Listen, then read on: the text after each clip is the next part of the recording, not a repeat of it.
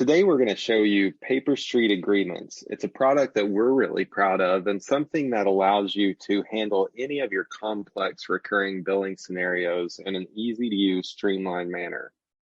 What you're seeing in front of you, I've got pulled up an agreement. What we think of agreements as are any contract that you're going to have with a customer where you need to bill specific items, groups of items, or services in a recurring manner. As you can see from this agreement, we've got all of our information about which customer this is, which subsidiary this is for, currency, what the term of the agreement is, right up here at the top. I can see the start date, the end date, what the status is, just at a glance.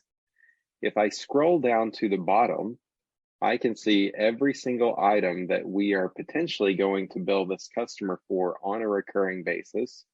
I can see the billing frequency, I can see the start and end date, and what the amount is. Let's dive into one of these detail lines and see what it looks like. In this agreement detail line, we can see the price level for this line, we can see the amount, the frequency, the start and end date, the next billing date, and the next renewal date. If we look at it, we can also see which sales order this was created automatically from and what agreement type this is. We support both subscription and usage. In this scenario, it's a usage line. We can see our usage data is linked right to the detail line.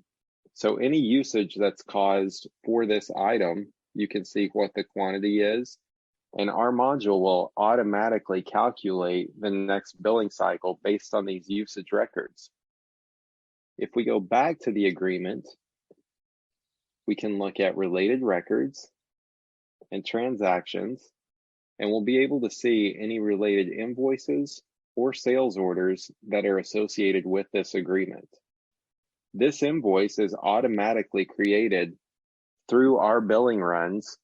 There's no need for any interaction from your finance team or back office team to create these invoices. On the next billing date, they're created for you automatically.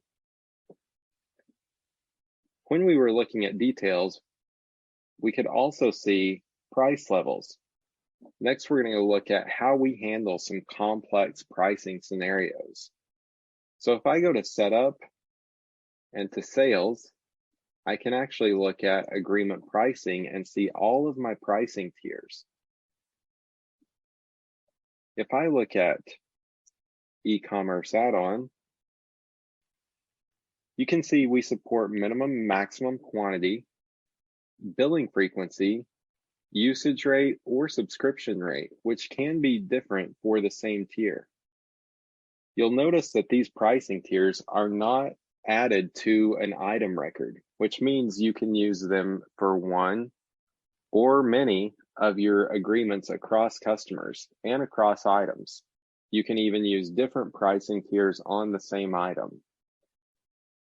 If we look, we have a few options on pricing types.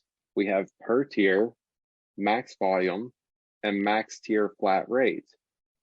Per tier means that if you are billing a customer for usage or a subscription service, and they have, in this example, 99, we would bill them the first 1 through 10 at the 1 through 10 rate of 0, and then the 11 through 100 would be billed at 725.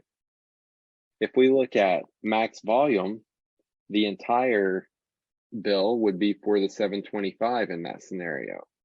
If we look at max tier flat rate, the entire line would be billed just $7.25. There's no quantity multiplier. Next, we'll go look at some preferences. This is actually at a per subsidiary level.